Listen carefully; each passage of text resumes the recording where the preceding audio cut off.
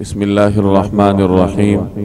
حضرت کعب بن مالک رضی اللہ تعالی عنہ فرماتے ہیں کہ رسول اللہ صلی اللہ علیہ وسلم کا عام معمول کھانے کے بارے میں 3 انگلیوں سے کھانے کا تھا، اور کھانے کے بعد آپ صلی اللہ علیہ وسلم انگلیاں چاٹ لیا کرتے تھے۔ یہ شمائل ترمذی کی روایت ہے۔ رسول اللہ صلی اللہ علیہ وسلم کا کھانا کھانے کا ایک خاص ذوق تھا۔ آپ صلی اللہ علیہ وسلم اللہ جل جلالہ کا نام لے کر دائیں ہاتھ سے کھانا کھاتے تھے۔ کھانے کے دوران ٹیک لگانے کو رسول اللہ صلی اللہ علیہ وسلم ناپسند فرماتے تھے۔ آج جو ہم نے روایت پڑھی ہے اس میں کھانے کے 2 معمولات کا ذکر ہے۔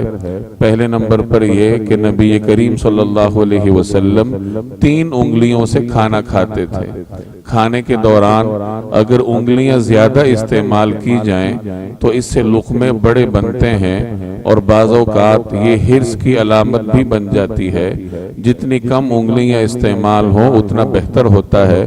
رسول اللہ صلی اللہ علیہ وسلم عام طور پر 3 انگلیوں سے کھانا کھایا کرتے تھے۔ بعض روایات میں 5 انگلیوں کا بھی ذکر ہے۔ مصنف ابن ابی شیبہ کی روایت ہے کہ ایک مرتبہ رسول اللہ صلی اللہ علیہ وسلم نے کھانے کے دوران 5 انگلیوں کا استعمال فرمایا۔ تو یہ کھانے کی مختلف نوعیتوں کا تذکرہ ہے۔ بعض اوقات کھانے کی نوعیت ایسی ہوتی ہے کہ زیادہ انگلیاں استعمال کرنی پڑتی ہیں، ورنہ عام طور پر رسول اللہ صلی اللہ علیہ وسلم کا معمول یہی تھا جو آج کی روایت میں ہم نے پڑھا ہے کہ 3 انگلیوں کے ذریعے رسول اللہ صلی اللہ علیہ وسلم کھانا تناول فرماتے تھے۔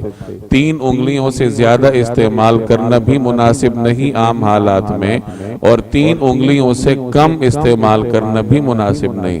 چنانچہ ایک روایت میں آتا ہے، حضرت ابن عباس رضی اللہ تعالی عنہما فرماتے ہیں کہ میں ایک باغ میں تھا، رسول اللہ صلی اللہ علیہ وسلم کے ساتھ نبی کریم صلی اللہ علیہ وسلم چلتے چلتے کھجوریں تناول فرما رہے تھے، تو آپ نے پیچھے مڑ کر دیکھا اور مجھے فرمایا کہ 2 انگلیوں کے ذریعے مت کھاؤ، کیونکہ 2 انگلیوں سے کھانا شیطان کا کام ہے۔